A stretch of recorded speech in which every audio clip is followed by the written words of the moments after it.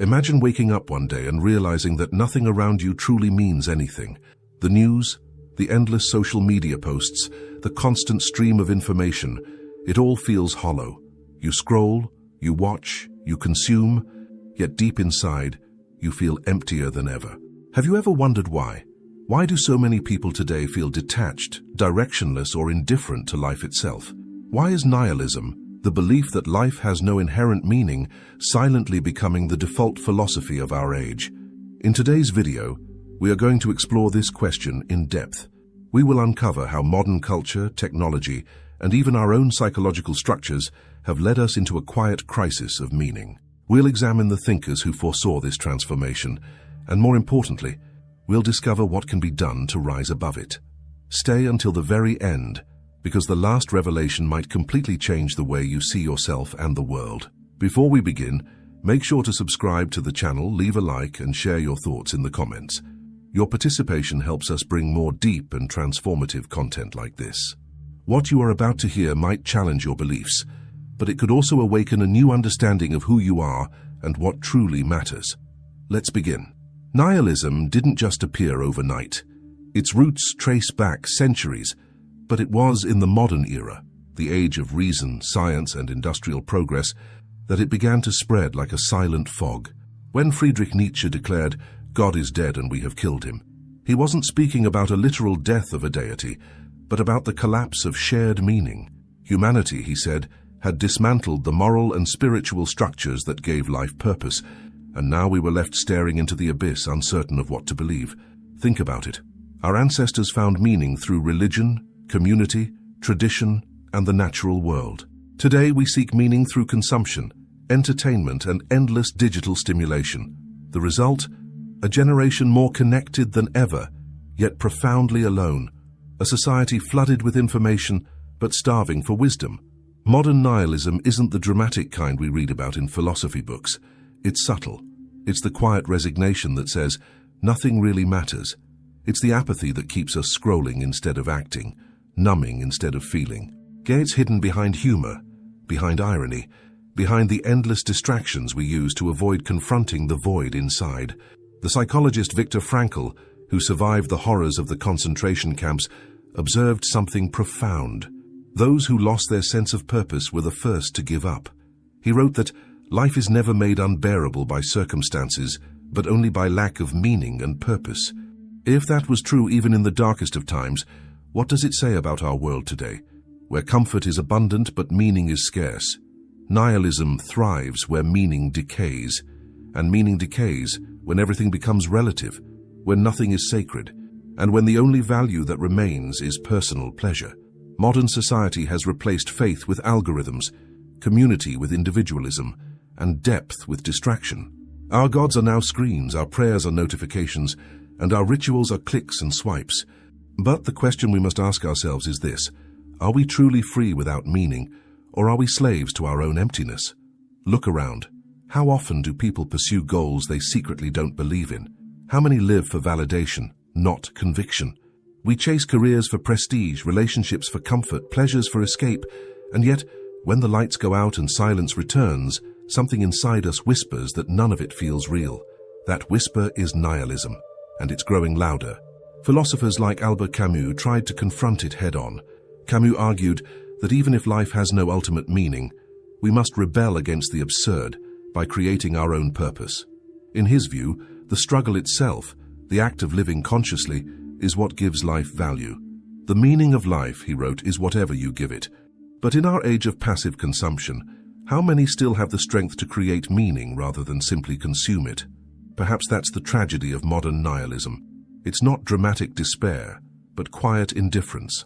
It's the slow erosion of significance in a world overflowing with choice. And yet, there's another way to see it. Nietzsche himself believed that nihilism was not the end, but a necessary transformation, a cleansing fire that could burn away false values and make room for something higher. Maybe what we're witnessing today is not the death of meaning, but the labor pains of its rebirth. In the next part, we'll explore how this subtle but powerful philosophy has infiltrated modern culture through art, media, and even social behavior, shaping the way we think, feel, and define ourselves without us even realizing it. If you look closely, you'll see that nihilism has already woven itself into the fabric of our culture. It's not an abstract philosophy locked inside dusty books. It's alive in our movies, music, art, and the way we relate to one another. Modern culture celebrates detachment. We are told to not care too much, to go with the flow, to live for the moment. At first, it sounds liberating, but behind that apparent freedom hides something darker, the quiet despair of a generation that no longer believes in anything beyond itself. Turn on the television or open social media, and you'll see it everywhere. Irony replaces sincerity. Cynicism replaces hope. Humor is now a shield to mask discomfort with reality. Memes and online jokes have become the language of our collective apathy, the way we laugh at our pain to avoid truly feeling it. When everything is reduced to a joke, nothing matters anymore. The philosopher Søren Kierkegaard warned of this very danger in the 19th century when he wrote about the despair of meaninglessness, where people live in constant distraction to avoid facing the emptiness within. But this cultural nihilism didn't appear out of nowhere. It was born from a century of disillusionment. 2 world wars, political corruption, economic crises, and the collapse of traditional belief systems shattered our confidence in the old narratives. We entered a new era, one that promised liberation through science, technology, and reason. Yet that very liberation also dismantled the comforting illusions that once gave life structure. The modern human became a wanderer, free, yes, but lost in a world without direction. And that loss of direction seeps into everything. It's in the art that glorifies chaos, the music that celebrates despair, the advertisements that sell happiness but deliver emptiness. We are told to be ourselves, but no one tells us what that means. We are told to follow our dreams, but most don't know what those dreams are anymore. When every path seems meaningless, the only thing left to worship is the self, and yet even that self feels unstable, constantly shifting under the weight of social comparison and digital performance. The psychiatrist Carl Jung believed that the human soul cannot survive without a sense of meaning, without a connection to something greater than the ego. When society loses its myths, its symbols, and its higher ideals, the unconscious compensates through anxiety, depression, and inner chaos. Jung warned that if we don't find new meaning to replace the old, the void would consume us from within. Today we see his prediction fulfilled. Rates of loneliness, mental illness, and existential anxiety are skyrocketing, especially among younger generations. We are living in what Jung might have called a collective dark night of the soul. Ask yourself, how often do you see people who seem alive on the outside but empty inside? Smiling for the camera, chasing trends, living fast, but behind those filters, there's a quiet hunger for something real. Have you ever felt that too? That faint, unspoken sense that something essential is missing, though you can't quite name it. That's the silent echo of meaning calling out from the depths of the soul. Philosophically, nihilism is not just the belief that life lacks meaning. It's the logical consequence of a society that treats everything as material, measurable, and transactional. When money becomes the only language that matters and pleasure the only pursuit worth chasing, everything sacred turns into a commodity. Even love becomes a contract, friendship becomes a connection request, and self-worth becomes a number on a screen. The sacred becomes superficial. But here's the paradox. Deep down, we still crave meaning. Even those who claim not to believe in anything still yearn for something to believe in. The human heart cannot live in a vacuum. That's why, when traditional sources of meaning fade, we unconsciously replace them with new idols. Fame, success, power, or even outrage. In the absence of a spiritual compass, we worship whatever makes us feel something. And yet that feeling never lasts. The philosopher Jean-Paul Sartre described this as the nausea of existence, the unbearable awareness that life continues endlessly without a final purpose. We keep searching for something to fill the void, but the more we search, the deeper it becomes. This is the psychological loop of modern nihilism, the pursuit of significance in a world that has forgotten what significance means. However, there is a crucial insight hidden here, the same one Nietzsche hinted at. Nihilism is not just destruction, it's also opportunity. When the old meanings collapse, new ones can emerge, but only if we have the courage to face the void rather than flee from it. That confrontation, the ability to stare into nothingness and still choose to create meaning, is what separates despair from awakening. In the next part, we will explore how nihilism manifests in our personal lives, in our relationships, our work, and our sense of identity, and how understanding its roots can help us break free from its grip. Because the real battle is not out there in the world, it's within us. Nihilism is not just an abstract idea, it lives quietly within us. It shapes the way we think, how we love, and how we see ourselves.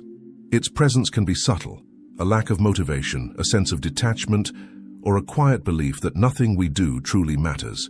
We often mistake this feeling for laziness or apathy, but in truth, it's the symptom of a deeper crisis, a spiritual disconnection that leaves the modern individual wandering through life without an inner compass. In the past, people found meaning in belonging to a tribe, a faith, a family, or a cause greater than themselves. Today, individuality is glorified, but that very freedom has come with a cost. The philosopher Erich Fromm once wrote that when man becomes completely free from external authority, he must then take on the responsibility of creating his own meaning, and that, he said, is terrifying. Many people are not prepared for that responsibility. They are free but frightened. They have everything, yet feel nothing. You can see this quiet despair in everyday life. The worker who spends years climbing a corporate ladder only to realize there's no fulfillment at the top. The influencer who gains millions of followers but feels more isolated than ever. The student who studies relentlessly for a future they no longer believe in. These are not failures of ambition. They are symptoms of a deeper hunger, a hunger for meaning in a world that has forgotten how to nourish the soul. Carl Jung would have called this a loss of the self. When the individual no longer connects to their inner essence, that deep instinctual source of wisdom and purpose, the ego becomes inflated, lost in illusions of control and achievement. The outer world becomes everything, and the inner world fades into silence. But the unconscious never disappears. It only grows louder, manifesting through anxiety, restlessness, and depression. These are not signs of weakness. They are signals from the soul, urging us to awaken. Perhaps you felt this too. That quiet voice within asking, "What's the point?" It comes when life feels repetitive, when success feels hollow, when pleasure no longer satisfies. It is the whisper of nihilism, inviting you to surrender, to drift through existence without meaning or direction. But it is also an invitation to something else, the possibility of transformation. Because when everything you once believed in collapses, you are finally free to rebuild your world from truth. Philosophers like Camus and Nietzsche both saw this collapse not as the end of meaning, but as a necessary test. Nietzsche believed that humanity had to endure the death of its false gods, moral, religious, or ideological, before it could give birth to a new, stronger spirit. Camus called this moment the absurd. For him, the absurd was not to be feared, but embraced. To live without ultimate meaning and still choose to love, to act, to create. That was his rebellion against despair. And that is perhaps the most radical act in a nihilistic world. To care, to feel deeply even when nothing guarantees that it matters. To build, even when everything seems temporary. To love, even when loss is inevitable. Because meaning is not something we find. It's something we forge moment by moment through conscious living. But here lies the paradox. Our society rewards distraction, not consciousness. We are taught to escape discomfort rather than confront it. The moment silence appears, we reach for our phones. The moment sadness rises, we seek stimulation. Yet it is precisely in those moments of stillness that meaning begins to form. Silence, solitude, and suffering, these are not our enemies. They are the raw materials of the soul's awakening. Viktor Frankl, in his book Man's Search for Meaning, wrote that the greatest freedom of all is the freedom to choose one's attitude in any situation. Even in the most horrific conditions imaginable, he discovered that those who held on to meaning, even something as simple as love, faith, or duty, could endure the unbearable. His lesson was clear. Meaning is not given by life, it is created by how we respond to it.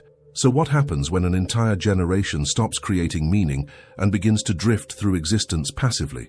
We become spectators of our own lives. We watch others live through screens, through stories, through illusions, while our own potential remains dormant. Nihilism thrives in passivity. It feeds on inaction. The moment we stop choosing, It chooses for us. And yet, deep down, the human spirit resists. No matter how cynical the world becomes, there's something in us that still longs to believe, to create, to connect. You can see it in the rise of new spiritual movements, in the search for authenticity, in the longing for purpose that so many people feel but can't name. The hunger for meaning has not died. It has simply been buried under noise. In the next part, we will uncover how to confront nihilism directly, not by denying it, but by transforming it. We will explore how to rediscover purpose, rebuild connection, and awaken a deeper sense of being. Because the truth is, nihilism is not the enemy. It's the shadow of our unfulfilled potential. And once we understand it, we can finally transcend it. If nihilism is the shadow of our age, then the task before us is not to destroy it, but to understand what it is trying to teach us. Every great transformation in human consciousness begins with a collapse, the death of old values, the disintegration of beliefs, the silence that follows when meaning disappears. And in that silence, something sacred waits to be born. To overcome nihilism, we must first face it without fear. We must dare to look into the void and not run away. The void is not our enemy. It is the mirror in which we finally see ourselves without illusions. It strips away what is false, the borrowed beliefs, the artificial goals, the masks we wear, and forces us to confront the question that no one else can answer for us. What gives your life meaning? The answer will not come from society, from religion, or from technology. It will come from within, from the part of you that refuses to give up, even when nothing makes sense. Nietzsche called this inner force the will to power, not in the sense of domination over others, but as the deep drive to affirm life, to say yes, even to suffering, to chaos, to uncertainty. When you can say yes to existence, even in its absurdity, nihilism loses its power over you. The modern world teaches us to seek comfort, but meaning is never born from comfort. It is born from struggle, from the decision to face pain consciously rather than escape it. Viktor Frankl reminded us that suffering, when accepted with purpose, ceases to be suffering. It becomes transformation, and that is the hidden secret of nihilism. When we embrace the void instead of fearing it, it becomes fertile ground for new meaning to grow. Think of the artist who creates beauty in a broken world, the parent who chooses love in uncertain times, the thinker who questions when everyone else conforms. These people are not escaping nihilism. They are transcending it through action. They are proving that even in a meaningless universe, meaning can still be created, not as an illusion, but as a conscious act of rebellion. Carl Jung believed that when the old gods die, the human psyche must give birth to new symbols, new myths that reflect our evolving consciousness. The modern world may have lost its connection to the divine, but that doesn't mean the sacred has disappeared. It has simply moved inward. The temple is no longer a building of stone, and it is the human soul. Each of us carries within us the potential to rediscover that sacred dimension of life, to reconnect with something greater than ourselves. So how do we begin? The first step is awareness. Pay attention to the moments when you feel that emptiness rising, not as something to fear, but as a signal. That emptiness is the invitation to go deeper. It is the doorway to authenticity. Ask yourself, what truly matters to me? What am I willing to suffer for? What gives me the sense that I am alive? The answers to those questions are the seeds of your personal meaning. The second step is creation. Don't wait for meaning to appear. Create it through your actions, your choices, your relationships. Meaning grows wherever we invest our time and energy consciously. It may begin small, a daily ritual, a creative project, an act of kindness, but every authentic act pushes back against the tide of nihilism. Every moment of presence is a defiance of emptiness. And finally, the third step is connection. Nihilism isolates. It whispers that we are alone, that nothing connects us. But the truth is, we are profoundly interconnected, to one another, to nature, to the cosmos itself. When you begin to see yourself not as a separate observer, but as a living part of this vast, mysterious whole, life regains its depth. The sacred returns, not as dogma, but as direct experience. Albert Camus once wrote that the only true philosophical question is whether life is worth living. His answer was yes, not because life is easy, but because it is absurd, unpredictable, and yet somehow beautiful. The struggle itself, he said, is enough to fill a man's heart. And perhaps that is the ultimate cure to nihilism, to embrace existence as it is, imperfect, fleeting, yet profoundly meaningful when lived with awareness and love. So maybe nihilism is not the darkness that destroys us, but the night through which we must travel to find the dawn. It is the silence before the song, the pause before creation, the death before rebirth. The fact that we can even ask what meaning is, that we can yearn for it, proves that something within us already knows the answer. The question now is, will we continue to drift through life numb and disconnected, or will we dare to awaken? Will we let the noise of the world drown out our inner voice, or will we begin to listen? Because meaning is not hidden from us. It is waiting in the very heart of our being, quietly asking to be remembered. If you've stayed with me until now, perhaps you already feel it, that subtle spark of awareness, that stirring inside that whispers, there must be more, and there is. The journey doesn't end here. It begins with the decision to look within and create meaning no matter what. Thank you for watching. If this message resonated with you, share it with someone who might need to hear it. Leave your thoughts in the comments. I would love to know what meaning you are creating in your own life. And remember, the final truth of nihilism is not that nothing matters, but that everything can matter if you choose to make it so. Thanks for looking.